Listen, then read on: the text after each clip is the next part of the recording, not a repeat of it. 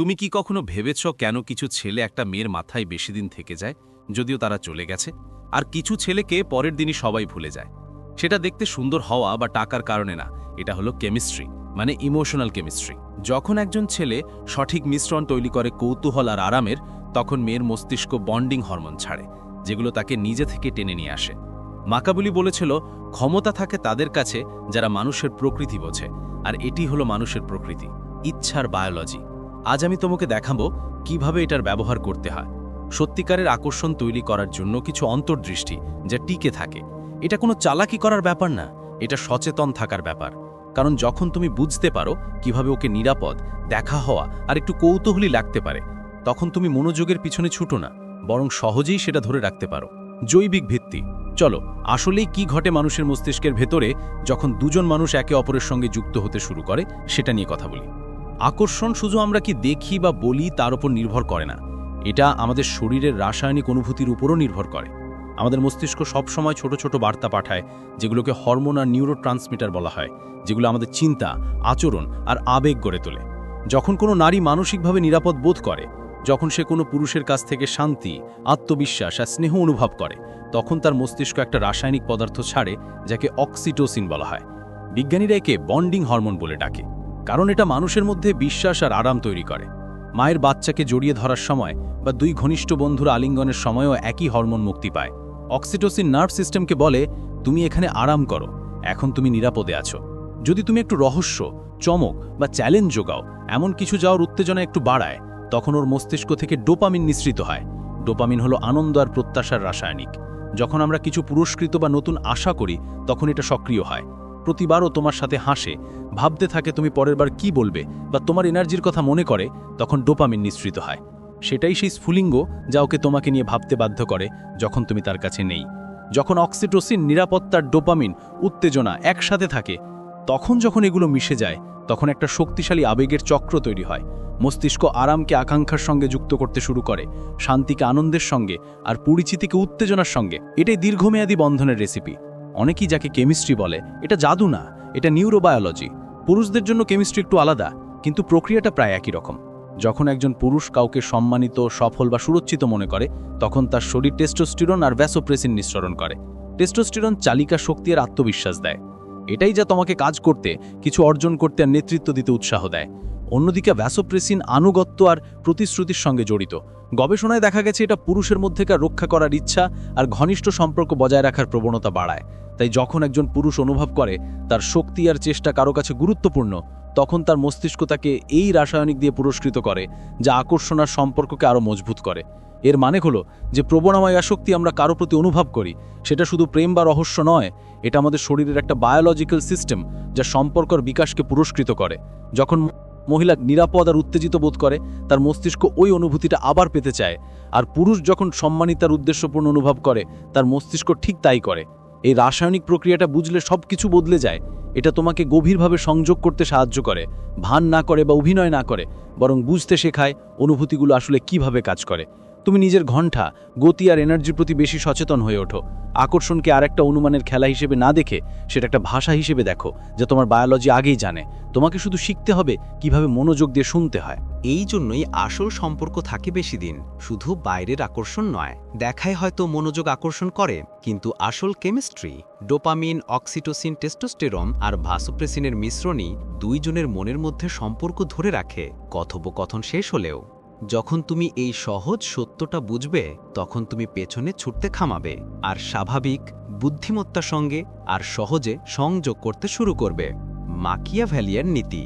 Nicolás মাকিয়াভেলি প্রেমের coach ছিলেন না, তিনি একজন রাজনৈতিক চিন্তাবিদ ছিলেন, যিনি এক জিনিস অন্যদের চেয়ে ভালো বুঝতে পেরেছিলেন: মানুষ আচরণ নির্দিষ্ট ধরনেই ঘটে। ওর বিশ্বাস ছিল আসল শক্তি নিয়ন্ত্রণ বা জোর থেকে আসে না, সেটা আসে সচেতনতা থেকে, যেটা অন্যরা চোখে পড়ে না। মানুষ আর মুহূর্তগুলোকে একটা মানচিত্রের মতো পড়া থেকে আসে। এখন যখন তুমি ওই একই নীতিকে আকর্ষণ আর সম্পর্কের মধ্যে নিয়ে আসো, তখন সেটা একটা গোপন দক্ষতায় পরিণত হয়, যাকে বলবে আবেগীয় সচেতনতা। বেশিরভাগ মানুষ অটোপাইলটে ইন্টারঅ্যাকশনে চলে। তারা চিন্তা না করেই কথা বলে, পর্যবেক্ষণ না করেই প্রতিক্রিয়া দেয়, আর শেষমেশ সেই আবেগীয় সংকেতগুলো মিস করে, যেগুলো সবকিছু নির্ধারণ করে। একজন ম্যাকিয়াভেলিক চিন্তাবিদ, ধীরে করে গতি ধরে নেয়া আর রিদমটা বুঝে নেয়া। আকর্ষণে টাইমিংই সবকিছু। কখনো কখনো বেশি কথা বলা ভালো না, চুপ থাকাই বুদ্ধিমানের কাজ। কখনো দৌড়ানো না, একটু থেমে কৌতূহলকে বাড়তে দেয়া ভালো। প্রতিটি সম্পর্কের একটা রিদম থাকে, উষ্ণতা, টেনশন, হাসি, নীরবতার মুহূর্ত। যে মানুষ রিদমটা বুঝতে পারে আর নিয়ন্ত্রণ করতে পারে, সে স্বাভাবিকভাবেই আবেগের ধারাকে নেতৃত্ব দেয়। এটা মিউজিকের মতো ভাবো, দুইজন কথা বলাটা দুইটা বাদ্যের মতো, একসাথে বাজছে। যদি একজন খুব দ্রুত বা খুব, শব্দটা যখন অনেক জোরে হয় সুরটা ভাঙে, কিন্তু যখন দুইজনই তালমিল রেখে থাকে, একজন এগিয়ে যায় আর অন্যজন স্বাভাবিকভাবেই সে অনুসরণ করে, তখন সঙ্গীতটা ঠিকঠাক লাগে। এটাই মাকিয়াভেলি বোঝাতে চেয়েছিল সচেতনতা দিয়ে, শব্দের নিচে লুকিয়ে থাকা ছন্দটা অনুভব করা। আবেগের সময় জ্ঞান তোমার সবচেয়ে বড় অদৃশ্য দক্ষতা। কখন কাছে যাওয়া উচিত আর কখন দূরে থাকা, কখন নিজের মনের কথা বলা উচিত আর কখন নীরবতা দিয়ে কথা বলানো উচিত, কখন উষ্ণতা দেখানো উচিত আর কখন ওকে ভাবতে দেওয়া উচিত তুমি কি ভাবছ। এর মানে ঠান্ডা বা চালাক হওয়া নয়, এর মানে হলো তুমি সচেতন আছো। তুমি আবেগে মাথা ঘামাও না, ইচ্ছা নিয়ে প্রতিক্রিয়া করো। যখন তুমি সচেতনতা আয়ত্ত করো, তখন অন্যরা যখন আতঙ্কিত হয় তুমি শান্ত থাকো। যখন অন্যরা তাড়াহুড়ো করে তুমি ধৈর্য ধরো। আর যখন অন্যরা হারিয়ে যায় তুমি ফোকাসড থাকো। আর সেই শান্ত উপস্থিতি মানুষকে এমন একটা অনুভূতি দেয় যা তারা খুবই কম পায়, বিশ্বাস।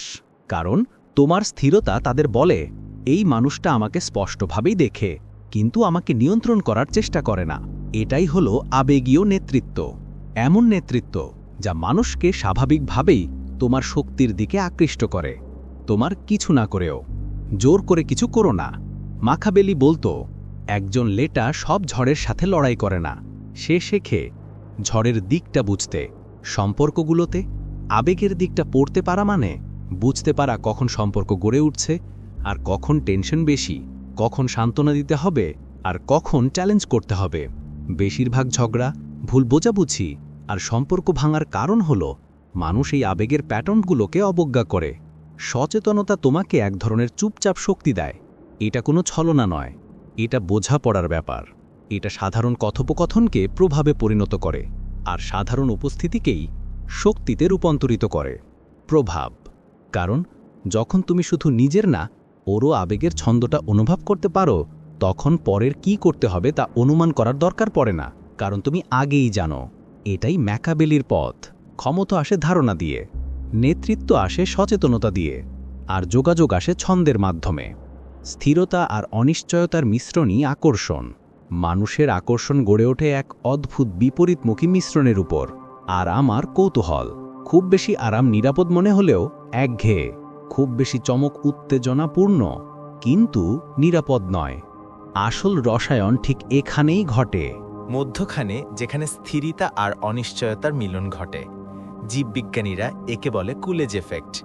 এটা মস্তিষ্কের নতুন কিছু দেখার প্রতিক্রিয়া, সেই স্বাভাবিক জ্বালা যা জাগে যখন কিছু নতুন, ভিন্ন বা অবাক করার মতো লাগে। আমাদের মস্তিষ্ক পরিবর্তন খেয়াল করতে তৈরি। এটাই আমাদের বিবর্তনের সময় বাঁচতে সাহায্য করেছে। কিন্তু একটা গোপন সত্য আছে, নতুনত্ব তখনই মজার লাগে যখন নিরাপত্তা আগে থেকেই থাকে। নিরাপত্তা না থাকলে সেই একই অবাক করা জিনিসই বিপদ মনে হয়। এটাই যেখানে মানসিক স্থিরতা শক্তিশালী হয়। যখন একজন পুরুষ শান্ত, স্থির এবং আবেগ জগতে স্থিতিশীল থাকে, তখন তার নার্ভাস সিস্টেম শান্ত হয়। তার শরীর, তার কণ্ঠস্বর, শ্বাস-প্রশ্বাস, উপস্থিতি বুঝে এবং মস্তিষ্ককে সংকেত দেয় এটা নিরাপদ। সেই নিরাপত্তা অক্সিটোসিন মুক্ত করে, যা বিশ্বাস গড়ে তোলার হরমোন।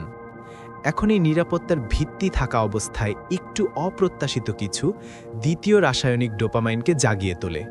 ডোপামাইন হলো উত্তেজনার অণু, যার কারণে আমরা কিছু গান, সিনেমা বা মানুষের প্রতি আকৃষ্ট হই।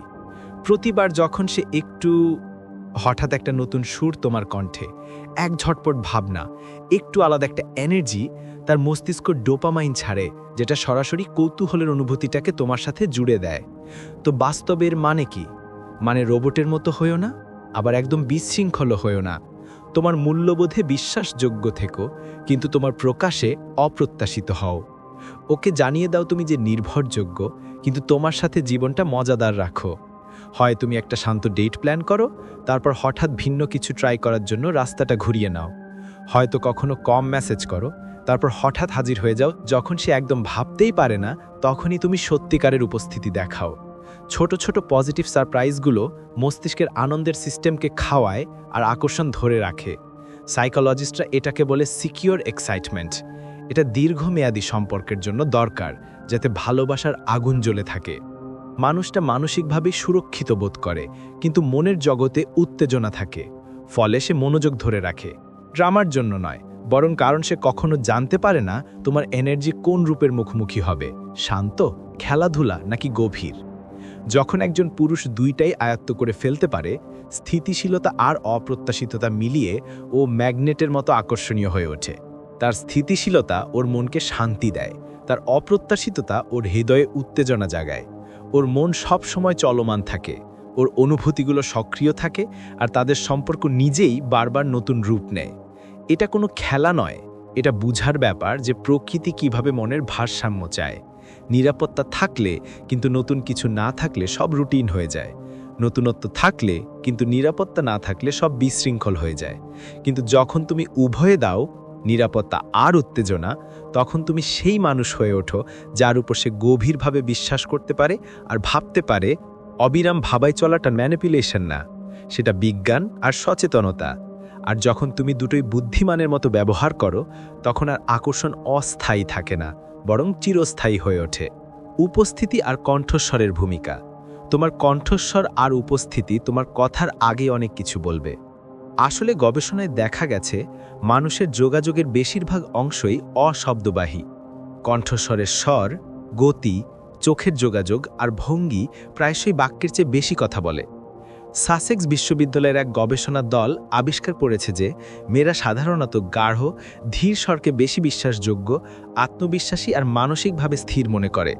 এটা কোনো সিনেমা ট্রেলার ভয়েসের ব্যাপার না, মূল কথা রিদমের। যখন তুমি তোমার স্বর ধীর করো আর শান্ত মনোভাব নিয়ে কথা বলো, তখন সেটা নিয়ন্ত্রণের বার্তা দেয়, আধিপত্যের নয়। এটা সামনে থাকা মানুষের নার্ভাস সিস্টেমকে বলে এই মানুষটা মাটিতে পা রাখে আছে।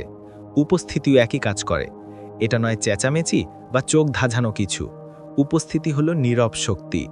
মুহূর্তের মধ্যে কারো কাছে তোমার পুরো মনোযোগ পৌঁছে দেওয়ার ক্ষমতা।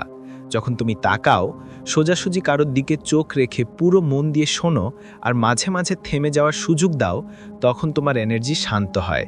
সামনেও যে মানুষটা আছে সেটা সে অনুভব করে। এর একটা বৈজ্ঞানিক কারণ আছে। মানুষের মস্তিষ্কে থাকে মিরর নিউরন, বিশেষ ধরনের কোষ যেগুলো আমাদের চারপাশের মানুষের আবেগের অবস্থা কপি করে প্রতিফলিত করে। তুমি যখন শান্ত, স্থির আর মনোযোগী থাকো, তার মস্তিষ্ক তোমার সেই অবস্থাকে কপি করতে শুরু করে। সে নিজেও অজান্তে শ্বাস ধীরে নিতে থাকে, কাঁধগুলো শিথিল করে আর স্বস্তি অনুভব করে। এই জন্যেই আত্মবিশ্বাসী শান্তভাব এতটাই আকর্ষণীয়, ছড়িয়ে পড়ে। বেশিরভাগ পুরুষ মনে করে আকর্ষণ মানে সঠিক কথা বলা, কিন্তু অনেক সময় সেটা সঠিকভাবে বলা। তুমি সহজ একটা বাক্য বলতে পারো, যেমন আজকের দিনটা কেমন গেল, আর তোমার স্বর আর সময়ের উপর নির্ভর করে সেটা সাধারণ বা গভীরভাবে আকর্ষণীয় শোনাতে পারে। ধীরে ধীরে, নিচু স্বরে আর একটু থেমে থেমে যখন বলবে, যেটা অনুভূতি পৌঁছতে দেয়, তখন তোমার কথাগুলো ভারী ও অর্থপূর্ণ মনে হবে। উপস্থিতি মানেই আবেগীয় পরিপক্কতা। এটা তাকে বলে যে তুমি বিভ্রান্ত নাও, প্রভাবিত করার চেষ্টা করছো না, আর নিজের পালার জন্য অপেক্ষা করছো না। আলোচনা করো, পুরোপুরি সেখানে থাকো। আজকাল সবাই মনোযোগ দিতে পারে না, তাই এমন ফোকাস পাওয়া বিরল আর যেন পবিত্র কিছু। এটা যে কোনো কমপ্লিমেন্ট বা চটজলদি কথার চেয়ে অনেক দ্রুত মানসিক আরাম দেয়। ভাবো তো, সে তোমাকে কোনো গল্প বলছে, আর তুমি ফোন চেক করার বদলে শুধু তার চোখের দিকে তাকিয়ে থাকো। হালকা মাথা নেড়ে দাও আর সে শেষ করতে দাও। তুমি উত্তর দেওয়ার জন্যে নয়, বোঝার জন্যে শোনো। বাক্যের মাঝে যে নীরবতা, সেটা শক্তিশালী হয়ে ওঠে, কারণ সে নীরবতায় সেই সত্যিই দেখা যাচ্ছে, প্রকৃতই দেখা যাচ্ছে। এইটাই উপস্থিতি, এইটাই নেতৃত্ব। আর যখন তোমার কণ্ঠস্বর আর শক্তি নিরাপত্তার বার্তা দেয়, তার মন তোমাকে শান্তির সঙ্গে জুড়ে ফেলে। এমন একটা অনুভূতি যা ভুলে যাওয়া কঠিন। তাই মনে রেখো, তোমার উপস্থিতিই তোমার শক্তি, আর তোমার কণ্ঠস্বর সেই চ্যানেল যার মাধ্যমে সেটা প্রবাহিত হয়। শোনা যেতে তোমাকে আওয়াজ বাড়ানোর দরকার নেই, শুধু সেটা নিজের করে নিতে হবে। যখন তোমার শক্তি বলে আমি এখানে শান্ত আর নিয়ন্ত্রিত, তার শরীরের প্রতিটা অংশ সেটা শোনে। আবেগীয় বুদ্ধিমত্তাই আধুনিক শক্তি। আগে শক্তি পরিমাপ হতো শারীরিক ক্ষমতায়, টাকা বা পদপদবি এখন আর সবকিছু না। আজকের দিনে আসল ক্ষমতা আসে একটা শান্ত শক্তি থেকে, ভাবনা বোঝার ক্ষমতা থেকে। অন্য কথায় অনুভূতি বুঝে নেওয়া, সেটা বোঝা আর রেগুলেটেডভাবে রেসপন্স করা, নাকে হঠাৎ রিয়্যাক্ট করা। হার্ভার্ডের একটা রিসার্চে দেখা গেছে, যারা দম্পতি একে অপরের অনুভূতি কথা না বলেও বুঝতে পারে, তাদের মধ্যে দীর্ঘমেয়াদে প্রায় 40% বেশি সন্তুষ্টি থাকে। কেন? কারণ অনুভূতি বোঝাপড়া বিশ্বাস গড়ে তোলে, আর বিশ্বাস নিরাপত্তা তৈরি করে। নিরাপত্তা না থাকলে আকর্ষণও কমে যায়। ভাইরা, এই স্কিলটা নরম হওয়া বা অতিরিক্ত আবেগপ্রবণ হওয়ার ব্যাপার নয়, এটা সচেতন হওয়ার ব্যাপার। যেগুলো বেশিরভাগ মানুষ নজর দেয় না, সেগুলো লক্ষ্য করার ব্যাপার। যেমন তার কণ্ঠস্বরের ছোটোখাটো পরিবর্তন, তার হাসির মাঝে একটা বিরতি, যেই মুহূর্তে কিছু কষ্ট পায় সে যখন চোখ সরায়। এগুলো হলো আবেগময় সংকেত। এগুলো তোমাকে বলে দেয় সে তার কথার নিচে কি অনুভব করছে। যখন তুমি এই সিগন্যালগুলো বুঝতে পারো আর ঠান্ডা থাকো, তুমি সঙ্গে সঙ্গে আলাদা হয়ে যাও। একটা সিক্রেট বলি, যখন একটা মেয়ে মানসিকভাবে বোঝা অনুভব করে, তার মস্তিষ্ক অক্সিটোসিন নামে হরমোন ছাড়ে। একই হরমোন বন্ডিং আর অ্যাটাচমেন্টের জন্য দায়ী। এটাকে বলা হয় বিশ্বাসের কেমিক্যাল। এটা তার নার্ভাস সিস্টেমকে বলে আমি এখানে নিরাপদ। যখন সে নিরাপদ বোধ করে, তখন তার শরীর আর মন শান্ত থাকে আর গভীর সম্পর্ক গড়ে ওঠে। কিন্তু বেশিরভাগ ছেলে এর উল্টো করে। তারা খুব তাড়াতাড়ি রিয়্যাক্ট করে, ডিফেন্ড করে, কথায় কাটা দেয় বা সোজাসুজি সমস্যা ঠিক করার চেষ্টা করে। এতে চাপের সিগন্যাল যায়, নিরাপত্তার না। ইমোশনাল ইন্টেলিজেন্স শেখায় রিয়্যাক্ট করার আগে থামতে, উত্তর দেওয়ার আগে শুনতে, আর আবেগ উঠলেও নিজেকে শান্ত রাখতে। সেই শান্ত শক্তি। শক্তি দেখায়, দুর্বলতা না। নিউরোসায়েন্স এইটা প্রমাণ করে। যখন একজন ঠান্ডা থাকে উত্তপ্ত মুহূর্তে, তখন অন্যজনের অ্যামিগডালা বা ভয়ের কেন্দ্র শান্ত হতে শুরু করে। কথোপকথন রক্ষার জায়গা থেকে সম্পর্কের দিকে চলে যায়। তুমি হয়ে ওঠে ঝড়ের মধ্যে একটা স্থির পয়েন্ট, যেখানে আবেগ ফিরে আসতে পারে। তাই আবেগীয় বুদ্ধিমত্তা এখনকার সময়ের আসল শক্তি। এটা কোনো ছলচাতুরি বা নিয়ন্ত্রণের ব্যাপার না, এটা স্থিরতা আর সহানুভূতির মিল। যখন তুমি আবেগ বুঝতে পারো আর নিজের প্রতিক্রিয়া নিয়ন্ত্রণ করলে, স্বাভাবিকভাবেই সম্মান পাওয়া যায়। তুমি এমন একটা পরিবেশ তৈরি করো যেখানে সৎ হওয়া নিরাপদ লাগে।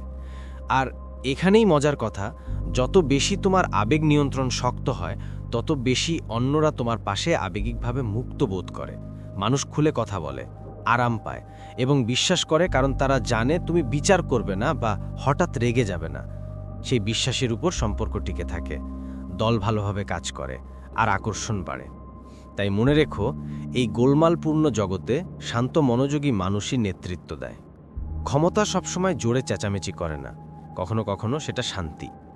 কেউ কেমন অনুভব করছে সেটা চুপচাপ বোঝে নেওয়া আর অহংকার না করে বিনয়ের সঙ্গে সাড়া দেওয়ার সিদ্ধান্ত নেওয়া, এটাই হলো আবেগিক বুদ্ধিমত্তা। এটাই আসল নেতৃত্ব। আর ভালোবাসা আর জীবনে এরকম শক্তি কখনো পুরনো হয় না। রহস্য আর মানসিক স্বাধীনতা। সম্পর্কগুলোতে অনেকেই বড় ভুল করে যে সব কিছু খুলে ফেলা মানেই পুরোপুরি ভালোবাসা। কিন্তু বাস্তবতা হলো, জীববিজ্ঞান অনুযায়ী যখন সব কিছু একদম অনুমেয় হয়ে যায়, তখন আকর্ষণ কমে যায়। আমাদের মস্তিষ্ক এমন একটা মিশ্রণের জন্য তৈরি, যা নিরাপত্তা আর অবাক হওয়ার মিশ্রণ। যেই জিনিসটা খুব পরিচিত হয়ে যায়, সেটা পেছনের ভেতরে মিলেমিশে যায়, আর আকর্ষণ ধীরে ধীরে কমে আসে। এটা এই জন্য নয় যে মানুষ আর আগ্রহ হারিয়ে ফেলে, কারণ মগজ তখন ডোপামিন ছাড়তে বন্ধ করে দেয়, যখন সেটা আগে থেকেই জানে কি ঘটবে। ডোপামিন হলো উত্তেজনার রসায়ন। যখন কিছু উত্তেজনাময়, নতুন বা অজানা লাগে, তখন এটা কাজ করে। প্রেমে সেই অনিশ্চয়তার ঝলক ইচ্ছে জাগিয়ে রাখে। এজন্য একটু রহস্য থাকাটা ভালো। এর মানে মিথ্যা বলা, লুকানো বা ছলনা করা নয়। গেমসের কথা বলছি না। এর মানে হলো নিজের আলাদা পরিচয় ধরে রাখা, বেড়ে ওঠা চালিয়ে যাওয়া, নতুন কিছু খোঁজা আর সম্পর্কের বাইরে নিজের লক্ষ্যগুলো অনুসরণ করা। যখন তোমার নিজের প্যাশন, স্বপ্ন আর ব্যক্তিগত জগৎ থাকে, তখন সেটা দেখায় যে তুমি স্বাধীন আর এগিয়ে চলছ। আর এই উন্নতি আর পরিবর্তন আকর্ষণকে জীবন্ত রাখে। মনোবিজ্ঞানের ভাষায় এই প্রক্রিয়াকে বলে রিঅ্যাপ্রেইজাল বন্ডিং। এটা ঘটে যখন কারো মস্তিষ্ক সময়ের সাথে তার সঙ্গীকে নতুন হিসেবে মূল্যায়ন করতে থাকে। যখন সে দেখে তুমি নতুন স্কিল শিখছ, নতুন অভিজ্ঞতা নিচ্ছ বা তোমার মিশনে আরও শক্তিশালী হয়ে উঠছ, তখন তার মস্তিষ্কে একটু ডোপামিনের ঢেউ ওঠে, ঠিক আগের মতো যখন তোমার প্রতি আকর্ষণ শুরু হয়েছিল। সহজ কথায় সে তোমার আপডেটেড ভার্সনের প্রতি বারই পাগল হয়ে পড়ে। এই জন্য মানসিক স্পেস রাখা খুব জরুরি। বারবার কথা বলা, সবকিছু শেয়ার করা বা একসাথে সময় কাটানো না হলে ব্যক্তিত্ব মিশে যায়। স্পেস না থাকলে কৌতূহল মরে যায়। কিন্তু যখন তুমি স্পেস দাও, যখন তাকে তোমাকে মিস করার সুযোগ দাও, তোমার দিনের কথা ভাবতে বা পরের কি হবে সেটা ভাবতে সুযোগ দাও, তখন তার কল্পনা তোমার পক্ষে কাজ করা শুরু করে। সেই নীরব কৌতূহলই আবেগ তৈরি করে। টান দাও, রহস্যই শ্রদ্ধা তৈরি করে। এটা দেখায় যে তোমার জীবন অ্যাপ্রুভাল বা ভ্যালিডেশনের উপর নির্ভর করে না, তুমি নিজেই পূর্ণ। আর সেই আত্মবিশ্বাসী আকর্ষণীয় করে তোলে। যখন তুমি নিজের উৎসাহের উৎসাহ, তখন অন্যদের কাছে তোমার আকর্ষণ স্বয়ংক্রিয়ভাবেই বেড়ে যায়। ভাবো, এটা যেন প্রিয় একটা গান। যদি সেটি তুমি বারবার বাজাও, তাহলে তার জাদু কমে যায়। কিন্তু একটু বিরতি নিয়ে পরে শুনলে তা আরও বেশি প্রভাব ফেলে। আকর্ষণও এমনই কাজ করে। এর জন্য লাগে তাল, দূরত্ব আর পুনরায় আবিষ্কার। তাই নিজের কিছু জায়গা পবিত্র রাখার জন্য ভয় পেও না। তোমার চিন্তা, তোমার রুটিন, তোমার ব্যক্তিগত লক্ষ্যগুলা, ওকে তোমার উন্নতি দেখাও, তোমার প্রতিটা ছোটোখাটো কাজ না। সৎ হও, কিন্তু তোমার প্রতিটা ডায়েরির পাতার মতো সব কিছু খুলে বলো না। মনে রেখো, রহস্য মানে কোনো ছলনা না, এটা পরিপক্কতার পরিচয়। এটা সম্পর্ককে শ্বাস নেওয়ার জায়গা দেওয়া, জিজ্ঞাসা জন্মানোর সুযোগ দেওয়া আর বিকাশের জন্য জায়গা রাখা। যখনও দেখবে তুমি ক্রমাগত উন্নতি করছো, উদ্দেশ্যের পিছনে ছুটছ আর সুস্থভাবে অপ্রত্যাশিত হচ্ছ, তখন ওর চিন্তা থাকে বারবার নতুন করে খুঁজে পেতে হয়। আর সেটাই দীর্ঘমেয়াদী আকর্ষণ তৈরি করে, নিয়মিত মনোযোগ বা অবিরাম নিশ্চয়তা নয়। আসল ভালোবাসা ফিকে হয় না যখন তুমি সেটাকে বাড়ার জন্য জায়গা দাও।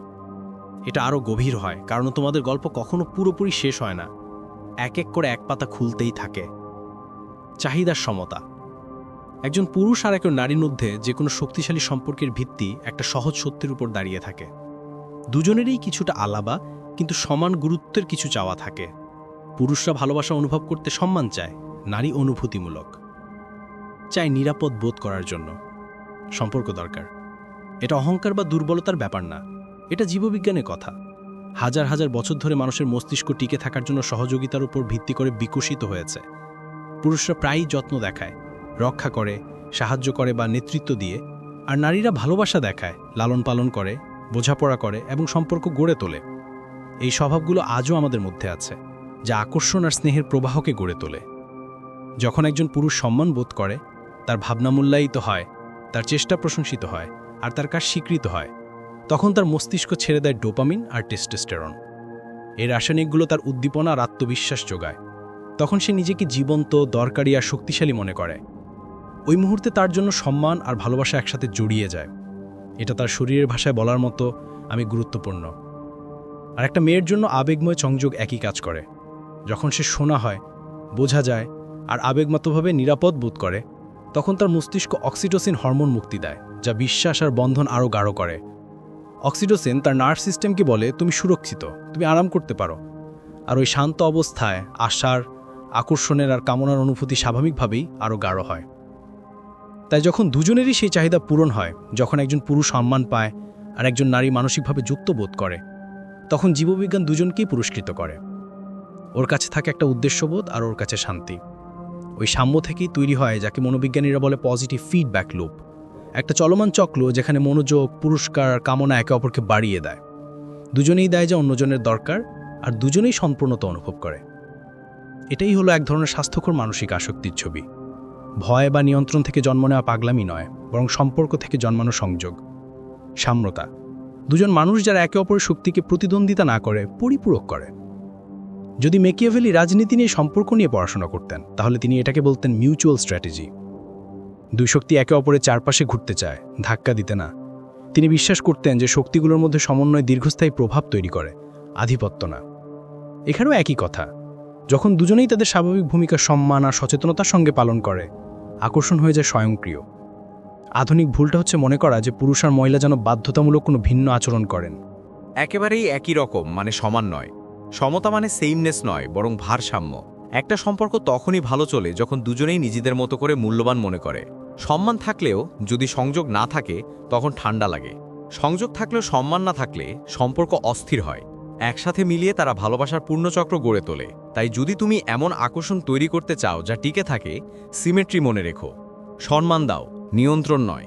নিরাপত্তা দাও, নির্ভরতা নয়। একসাথে বেড়ে ওঠো, আলাদা হয়ে যেও না। এভাবেই দুজন মানুষ নিজেদের কক্ষপথে থাকে, পর্যাপ্ত দূরে যেন তারা আলোকিত হতে পারে, আর এত কাছে যেন একে অপরকে গরম করতে পারে।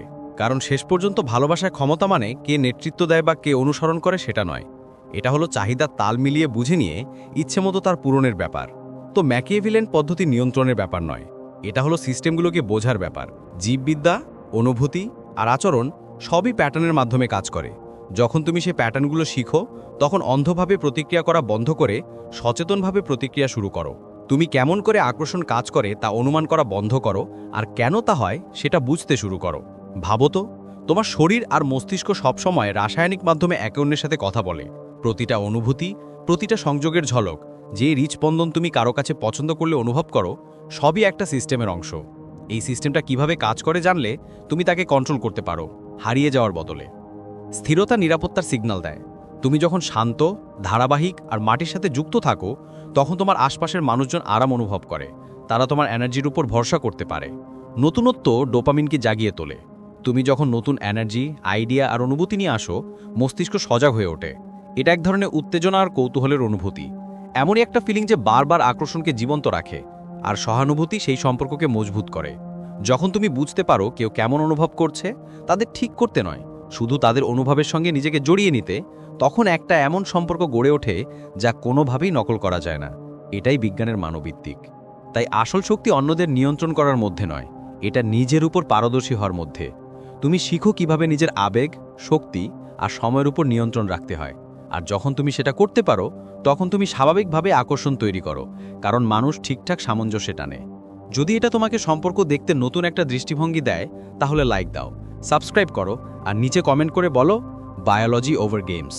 আর যদি আকর্ষণের বিজ্ঞান নিয়ে আরও গভীরে যেতে চাও, যেখানে আসল গবেষণা, উদাহরণ আর প্রয়োগযোগ্য ধাপ থাকবে, কারণ একবার তোমার বায়োলজি বুঝে গেলে তুমি আর মনোযোগের পেছনে দৌড়াবে না, বরং স্বাভাবিকভাবে আত্মবিশ্বাসের সঙ্গে আসল আকর্ষণ তৈরি করবে, সহজেই।